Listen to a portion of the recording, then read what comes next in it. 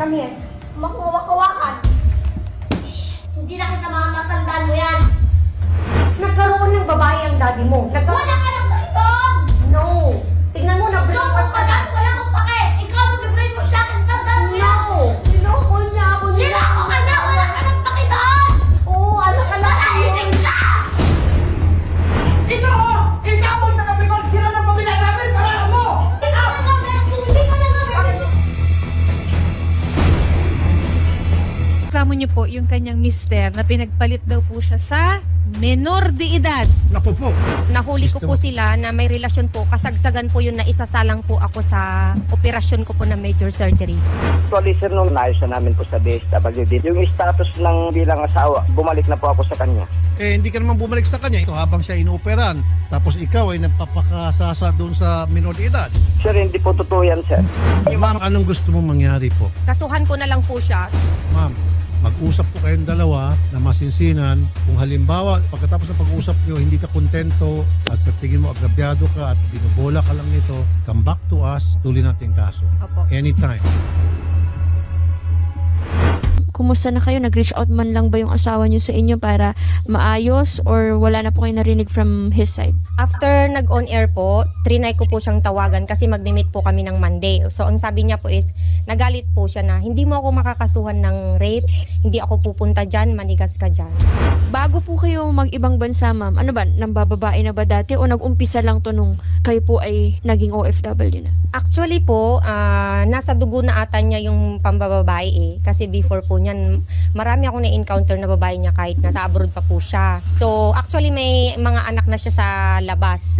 So akala ko nung nag-for good na siya is magbabago na siya. So which is sabi ko dito lang naman sa province eh, tsaka may tiwala naman ako eh. So nagkasakit po siya kaya hindi na po siya nakabalik ng barko. So nag-usap kami na ako na muna ang mag-abroad para sa kinabukasan ng pamilya namin at para sa future ng anak namin. So which is nag-agree po siya doon. So nung pagpunta ko po ng Hong Kong, the first contract po is okay naman po yung relationship namin. So okay siya. So nung pangalawang contract ko, doon na po siya laging, ang dami niyang red flag na sinasabi sa akin. Kasi pagod ako, wala akong signal, matutulog na ako, laging ganun. So which is, before itong kabit niya na po ito, si Nichols, before po ito, meron pa po siyang mga naunang naging kabit na minor din po. Nagmakaawa sa akin, yung anak ko nagmakaawa sa akin, gusto niya happy family. So doon nag-start, sabi ko, humingi kasi siya ng tulong. Pamilya niya, tumawag lahat sa akin na kailangan ng pera, i-provide, magbabago na daw siya. Yun din ang promise niya sa akin, may paiyak-iyak pa siya sa akin. So sabi ko, sige, bibigyan kita ng chance. So binigyan ko siya, tinulungan ko, provide ko lahat ng pambayad sa abogado eh. Dahil alang-alang sa anak ko at para din ma-save yung pamilya namin. Dahil nga sinampahan siya ng kaso ng pamilya nung ano. Opo, dahil sinampahan siya ng kaso. Hindi ko alam na yung lola ni Kabit, si lola niya at si Nicole is dumadalaw pala sa kulungan na hindi ko alam. Ngayon, alam pala ng pamilya niya yon. Nung kinonfirm ko sa kanila, dinideny nila. Tapos kalaunan, nung umuwi ako last March, oo daw, lahat daw ng yon totoo, sabi din ng kapatid niya. Ang usapan po namin, paglabas niya ng kulungan is didiretso siya sa bahay, doon siya mag-i-stay, alagaan niya yung anak niya, mag-focus siya sa anak niya. Eh, ang nangyari, nag-stay siya doon sa lugar ng babae. So, nagsama sila. Tapos, nakita yon ng pamangkin ko, October lumabas, na-dismiss yung kaso, nagmumotor, angkas-angkas niya yung babae. Kinonfirm ko siya, bakit mo kaangkas? Akala ko magbabago ka na. Mismong kapatid ko, mga pamangkin ko ang nakakakita na inaangkas niya yung bata. Yun po. Tapos nangyari na yun, di tuloy-tuloy po na nag-aanuhan sila. Hindi na rin pumasok si bata kasi yung asawa ko pumunta pa nga sa school principal, nakipag-usap na buntis na yung bata. Buntis na yung bata at hindi ko na papapasukin. Kaya ang ginawa ng principal, pinatawag yung totoong guardian, yung lola niya.